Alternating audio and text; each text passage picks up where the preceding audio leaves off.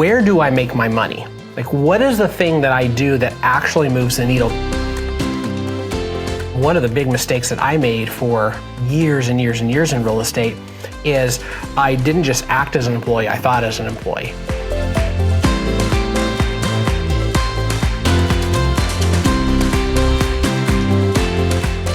Welcome, real estate agents. My name is Reed Moore, and I'm the host of the RMG Agent Podcast. You can get more information at rmgagentpodcast.com. Also, I wanted to remind you that we have our business planning webinar on the website, as well as an action guide for that, just like all of these episodes, to really help you think through and plan your real estate business. So I want to encourage you to go there, take a look, and hopefully that is going to be very, very helpful for you. Also, go back to our last episode if you missed it. It's Invest in Growth. We talk about the importance and some really critical steps for you investing in what's ultimately the most valuable asset in your business, which is yourself.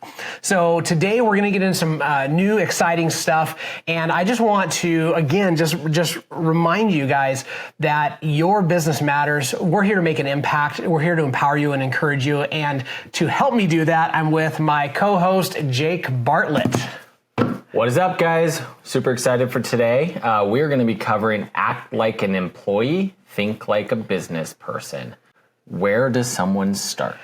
Got it. So in episode 3, we talked about, treating this like you have a job. Mm-hmm. And I think that one of the things that happens when we become a real estate professional is that we have to be very, very clear on where we make money. And if somebody's starting, that's pretty evident. But the farther you go down your real estate career, sometimes you can forget that, not necessarily up here, but you forget when it comes to your actions and what you're spending your time and your emotional energy doing. And so the first question we always ask ourselves is, where do I make my money?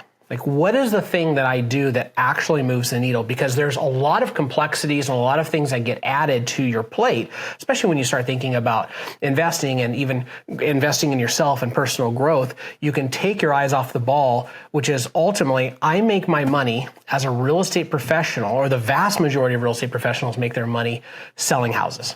Yep. Working with buyers and sellers and closing homes, right? Like that's where we ultimately get paid. Yeah, that's where we get paid. And of course that's very 101. Mm-hmm. But the challenge is that when you do something like that, and that's where you get paid and you get really, really good at it, you start fighting with this issue of boredom. Mm-hmm. And once you start fighting with the issue of boredom, it's really easy to forget where your money comes from. And so when we talk about acting like an employee and thinking like a business person, it's in that order for a reason. And that is, we want people to when they wake up in the morning, they go to work. Right? They do a job. They control their time. They punch a clock. Now, nobody's forcing the vast majority of agents to do that, right? There's a couple at Redfin, there's a couple models out there where you literally are an employee. Right. But for most real estate agents, it's a game you have to play with yourself to be able to get the most out of the industry. Yeah. So when you're saying this, I think of the book Story Brand. Oh, sure. If we position ourselves not as the hero, the client is the hero, and we are the guide in every real estate transaction, that is a good way of thinking of how we're going to get paid. Is like, I am getting paid to guide the hero in their own story.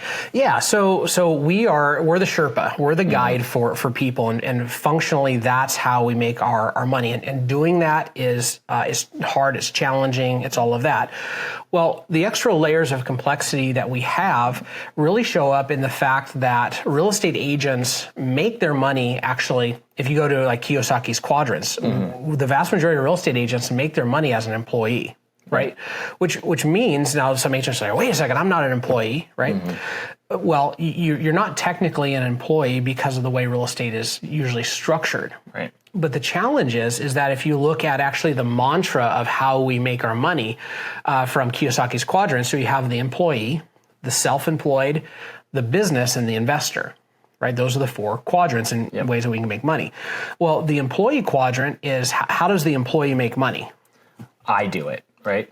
That's the mantra. Yeah. So you work with a client, I do the work, I get paid. I do the work, I get paid, right?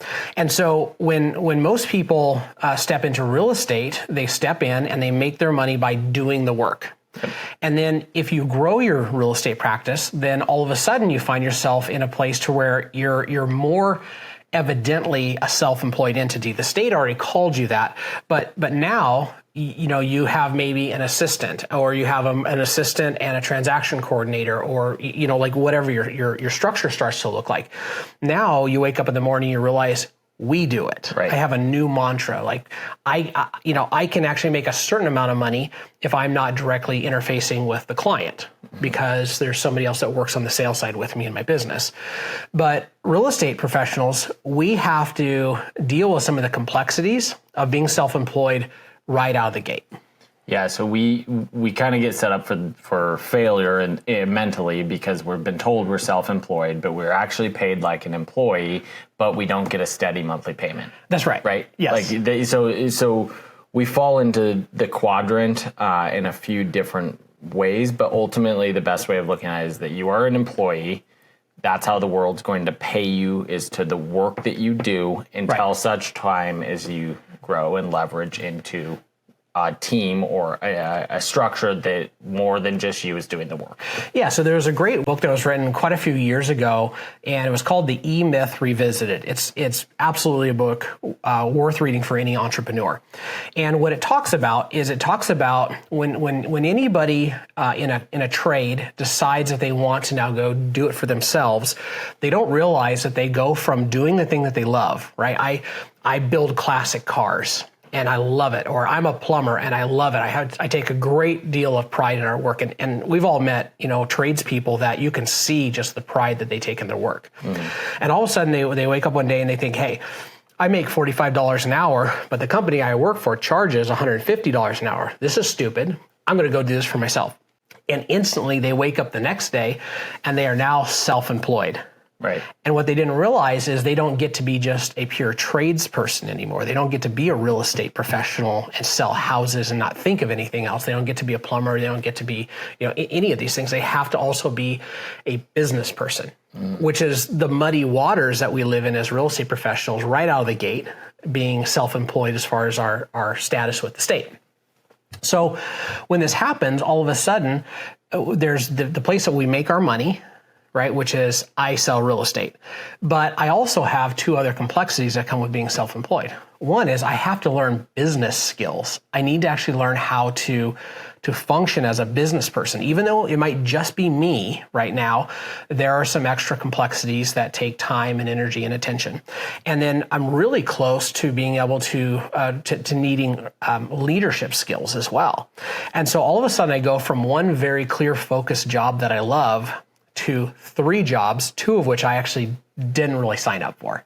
Yeah, so it makes me think of our invest in growth topic that we talked about last time, right? Is like whether you're at that business owner portion where you're going to be expanding and growing, you need to be investing in the growth of learning to be a leader, learning to be a business owner. What are the numbers that I'm looking at? Overcoming those challenges of just being and employed by your clients, and then learning to run and do the taxes and all that stuff.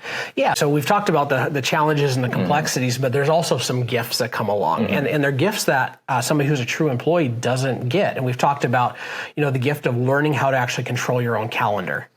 How those skills just radiate through the rest of your life, and they have a positive impact on your marriage and on your family and so on and so forth, right? So we have those positive impacts, but we also have these things that if I'm acting like an employee, which is I am clear where my money comes from and I'm not taking my foot off of that gas pedal. Okay, that's great. But now I take my mindset and I start to think like a business person. And by moving my mindset forward and thinking really 2 steps ahead, because we go from employee to self-employed to business, now I start to think about what I do. I start to think about those complexities in a way that I get to start taking out some of the advantages. Mm-hmm. Yeah, so that goes into the they do it quadrant of a business owner, right? Like stuff happens without your direct impact, and that would be a lot of times when you grow from just assistants to maybe a showing assistant who's now showing some homes, and then maybe you do have a buyer's agent that brings some of their own sales, and you take the benefit of running a business, right? They do it aspect of the quadrant. What are some of the pitfalls that people struggle with when they go in this line or this quadrant transformation. I think the reason that we want people to think like a business person is that there's a progression of doing anything that requires building it in your mind first and thinking it through first. So somebody, they've been doing real estate for 3 or 4 years, they're doing a good job, and they don't really want to build a big business. They love what they're doing. They love how they're doing it. What I would say is that if there's any chance in the future that you're going to need any type of growth, any type of leverage, then you need to start thinking about that. And the word is ideation. You want to start ideating that now so you can start seeing it, wrapping your head around it, answering questions that you think you might have. Because if you wake up and the next evolution of your business is like on you, or you're behind, which is usually what happens. If I haven't pre-thought that through, I'm actually way farther behind than I thought I was. And so if somebody thinks like a business person and they're exercising that muscle and they're thinking about, how do I control my money? How do I set up my entity structures? What does it look like for me to hold my money and my time accountable in a way that I can teach others how to do that as well? All of those things start setting us up for future successes. How can I strategically set up my business such that I pay less in taxes? I can take advantage of possible deals when title companies or mortgage companies approach me because I'm good at the sales of real estate and they believe that I'm good at the business side of things. They have opportunities for me. How do I evaluate an opportunity that a business person would get, right? So I think it's a great way to look at it, and that is that one of the big mistakes that I made for years and years and years in real estate is I didn't just act as an employee, I thought as an employee, right? Not a W-2, but I had my head like, this is what I do for money, and this is all I'm ever going to do for money. I wasn't thinking quite that way, but that's how it showed up. And as I looked around, I started learning from people that were farther along than me. I started realizing the fact that they were acting as an employee when it came to making their money, but thinking as a business person, they were looking around as a business person. They were looking at what are the other opportunities? What are the ways I can monetize my position, right? And all of a sudden, they were the people they were always the first buyer for any deal. Right? They sat down with the seller. The seller had a situation, and the first thought was, should I buy this property? Right? And all of a sudden, you start realizing that those people, even if they professionally sold real estate and they never even built an organization around them, they were thinking differently and setting themselves up for different opportunities. Yeah, I would say businesses are constantly looking for opportunities for growth within the organization, whether that's merging with another company, whether that's buying an ancillary company, starting a company that you work with. So what would it look like for a realtor to partner with a property management company, right? Or start one, or find a home inspector. When you start to transition from just the employee of working with your clients and you start to look for opportunities for the natural progression of your business, and you start to become that business person. Yeah, I have great friends that are solo real estate professionals, and they have huge unpaid networks of people that they work for and work for them. Yeah. Right. So you can see the evolution of the team. I have other friends that have huge networks inside of the businesses that they've built and everywhere in between. But I would say that there are some things that if you're thinking like a business person, and you're reading books and you're investing in yourself, there are some real practical things that I think show up out of the gate. And the first one is that as a real estate professional, you should consider treating your personal income and your business revenue as two different things. So here's what I mean by that is if somebody is out selling real estate and they haven't built any infrastructure, right? They're a solo real estate professional. Then it's very, very common that person, if you're talking to them and you ask them what's their profit margin, number one, they don't know because they don't have a P&L, and that's not the end of the world because everything is so, they can touch everything in their business. They can, look in their bank account real quick and take a look. So they haven't built those business skills yet. And honestly, the P&L may not be the very first business skill to master, right? That, that sounds weird coming from a business background, but from a real estate salesperson background, that may not be the first thing. But if I look at that and I say, if I make $10,000, right, off of this sale, then I've made $10,000. My challenge to somebody is think like a business person, right? That plumber that woke up one day and said, I only make $45 an hour, the company charges $150. Now they've had the rude awakening that the company actually didn't make $150, right? Because there's all of these expenses and everything else.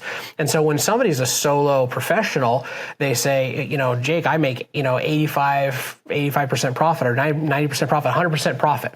It's not true. Right. Right? Not only is it not true just because you're not tracking it, which at this point is maybe not super relevant, but the other issue is that you're teaching yourself to spend more money than what your job is actually worth.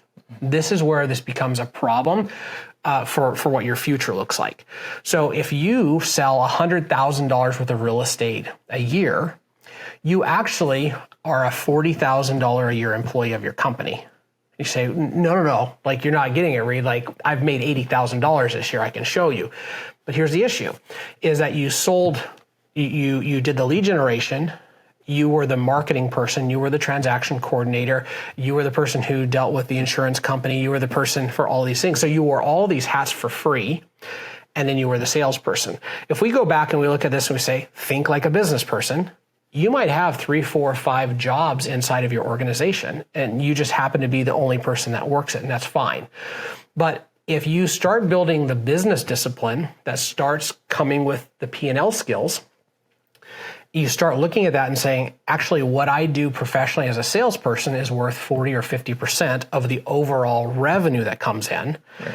Now what happens is you start building your personal budget off of the actual money that you've earned for your job, and the rest of that money goes into your business to start building a war chest for growth, for investment, for all of the different things that are now opportunities for you as a business person. Yeah, and it kind of goes back to the 3 buckets that the real estate pays you for, which was a previous episode that we talked about. It sets you up for a position where you can scale. Yes. Fairly easily from that. Now, if you've treated it to a business and the salesperson gets paid 40 or 50%, that the admin gets paid, 8-10% somewhere in there. You start to scale and you go from $100,000 to $300,000 in sales. You actually could pay an agent to do that. You could pay an admin to do that, and then they do all the work.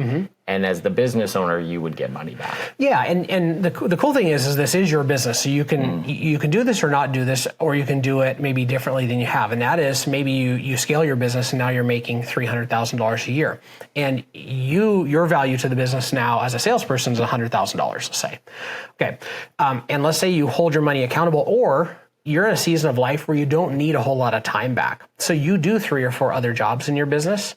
At the end of the year, you can pay yourself a dividend. You can pay yourself a bonus. You can set that up. But if you have an idea as to what these buckets of money are worth, then you have this opportunity to not overspend what your business actually is creating for you. One of the things I think we should talk about, we talked about business versus personal financials. But we should talk about some of the basic structures of a business. Like we talked about the P&L. How do you structure your corporation? Yeah. As well as, I think this is an overlooked piece of things that is extremely important to businesses, or who's your team? What's your team look like? Who are the people that should be in your world that you should be partnering with, and they're helping you with this business structuring? Yeah, so as a real estate professional, you are working under the assumption that people in this world who specialize in certain things can create better service and better results than people who just do it themselves. Right. I grew up in Montana, and everybody that I knew was a jack of all trades and master of none. And the amount of income that they all made was pretty limited as a result, but they had the ability to do lots and lots of different things. Right. And everything was fixed with duct tape and baling twine, and it worked good enough. right? So as a real estate professional, you decided that you can create more value in the world by doing this professionally for other people than them being able to do it themselves. The reality is people can figure out a way to sell their home themselves. People can figure out medical things themselves. Like you can go to WebMD and the results may vary, but you can do it. You can do your own legal documents, and the list goes on and on. But we've subscribed to this idea of life that we work codependently with other professionals, right? Mm-hmm. So one of the big strains or stresses or pressures that real estate agents put on themselves is that they launch their real estate business and now they try to be their own bookkeeper and they try to be their own attorney and they try to be in all of these different specialties. The issue is, hiring a great attorney might cost you $250, $350 an hour.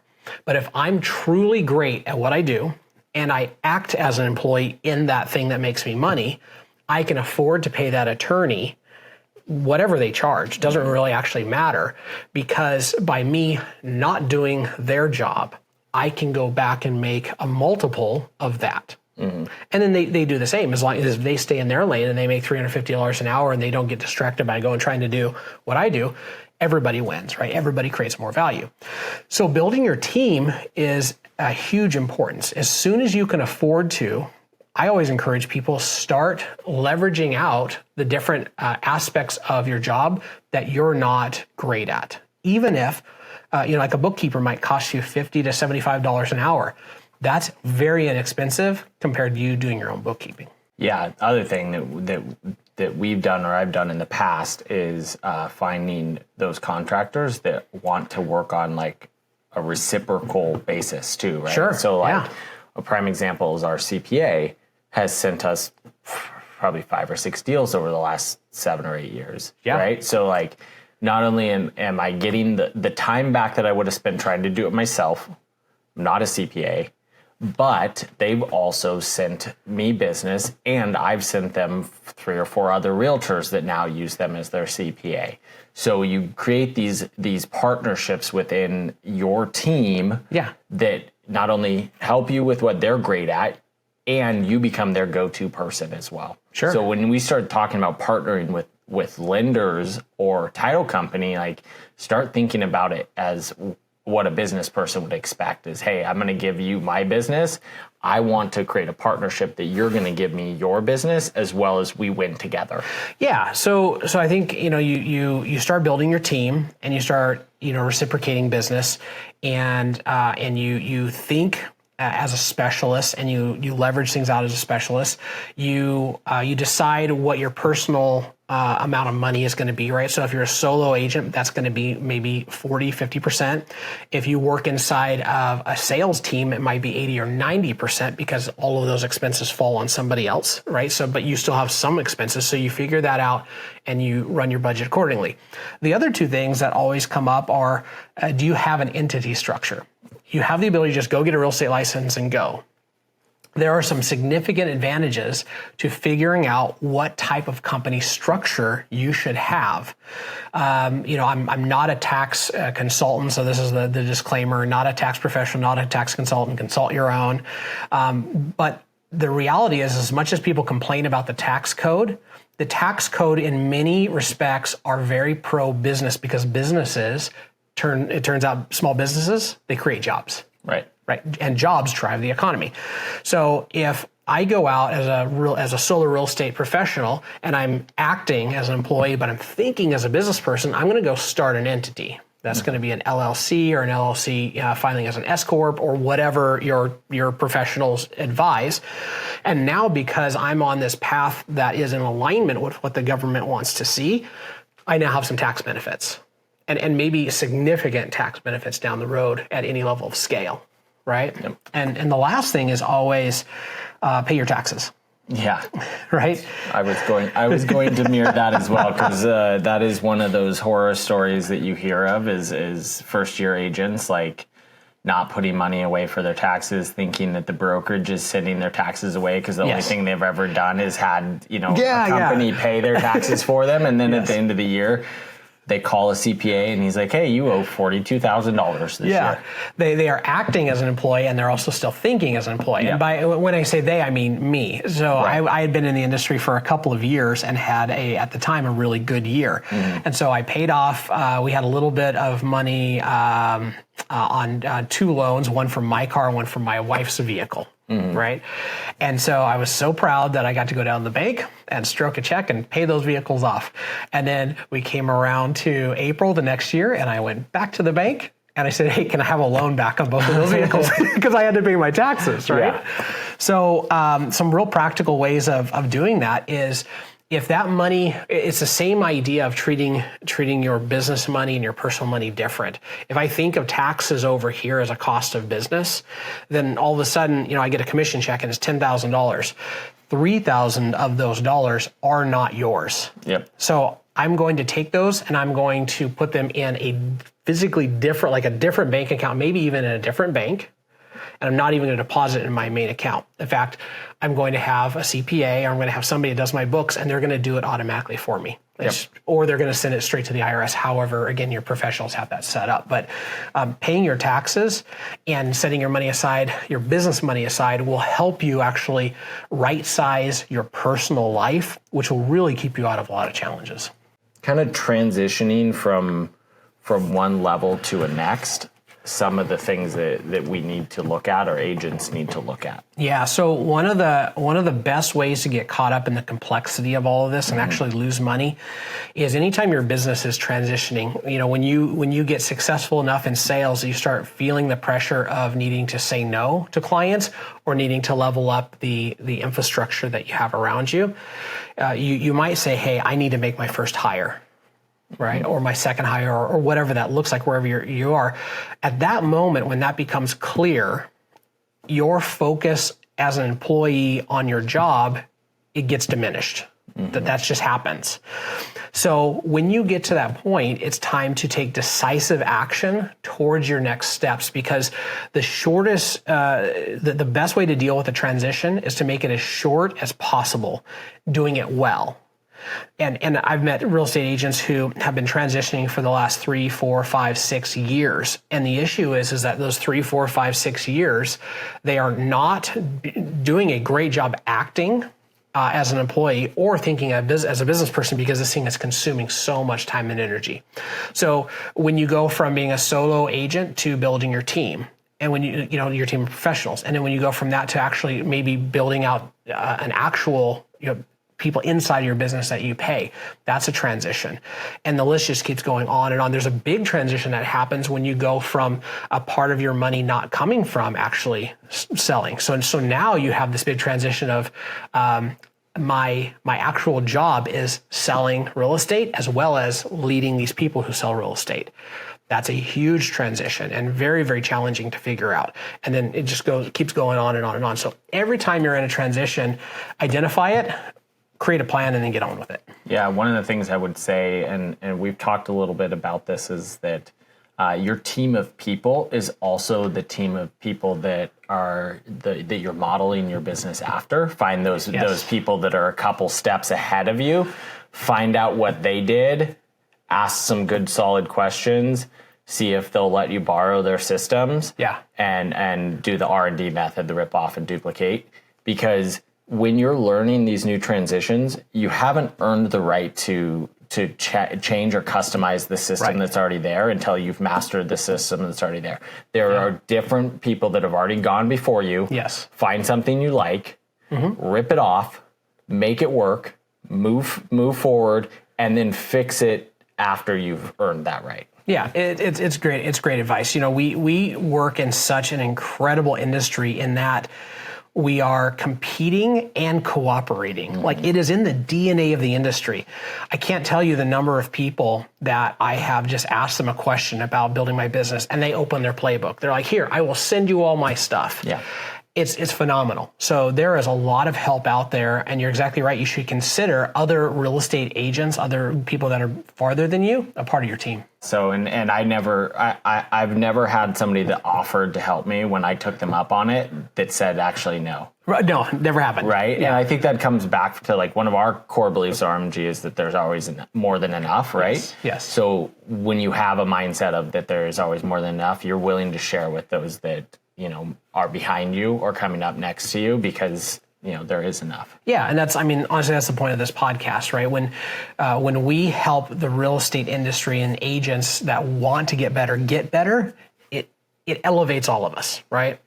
I think it's a pretty special thing about our industry. Yeah, and I think it comes back to that real estate is inherently hard. Yes, and we all just want to share in the hardness because when somebody else struggles like we've struggled, then we get better, right? Yeah, together. Absolutely. So cool. Well, hopefully this had a huge impact on you. Will empower you to move forward and encourage you with whatever you're struggling with now that, hey, there is a different way to do this.